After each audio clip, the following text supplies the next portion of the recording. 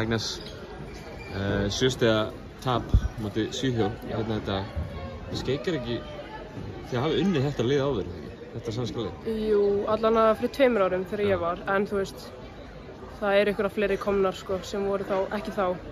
Og ég veit að það eina bandaríska núna. Þetta er betra lið sko, þannig, já.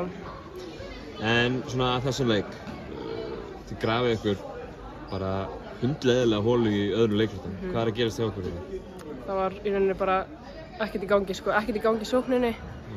Vörnin var bara niður með hausinn. Við megum ekki detta svona niður út af við sýndum það núna að við komum tilbaka í seinni hálfleik og bara eigum góðan sjans í þetta lið. Þannig að eftir á núna er svo sorglegt skilur að hafa verið svona down og eitthvað, þetta er bara, megum ekki gera þetta. En hérna á lokamínútunum, þá sýnið þið mikinn karakter einhvern veginn. Mörg lið hefði getað gefist upp 20 myndir, 3 mínútur eftir einhvern veginn en þið gerir þetta svona næsti að leik bara á lokamínútunum. Það er hljótið að taka bara marga jákvæða punkta út úr því. Jú, þú veist, Dóri talaði með hálfleika að við erum ekki lið sem ætlum að bara setja hausinn niður og gefast upp. Við erum lið sem ætlum að standa fyrir að berjast fram á síðustu sekundu og mér fannst við gera það sko. Þannig, já, bara maður á aldrei að, við eigum aldrei að stoppa. Bara alltaf halda áfram, við vitum aldrei hvað getur gerst.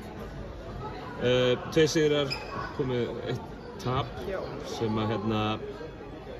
að þá væntanlega setur ykkur þá stöðu að þau spila móti Finnlandi á morgun og ef þið vinnið hann þá fáið að spila úrslitaleik. Það er svona ákveðin gulrót í því, eða ekki? Jú, við ætlum bara að mæta morgun og vinna. Það er ekkert annað, ég nenni ekki að lenda í 3. sæti sko. Nei. Þannig... Hafið þið skoðað Finnana eitthvað? Já, við horfðum á Svíþjóð og Finnland í gær.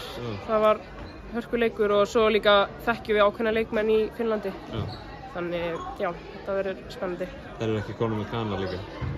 Ég held ekki, en þú veist, þær þurfa ekki. Allar í Finnlandi eru geggjaðar. Þetta er bara, já, mjög góða leikmenn. Bestu þekki fyrir það, Agnes. Gangi ykkur vel á morgun. Takk fyrir.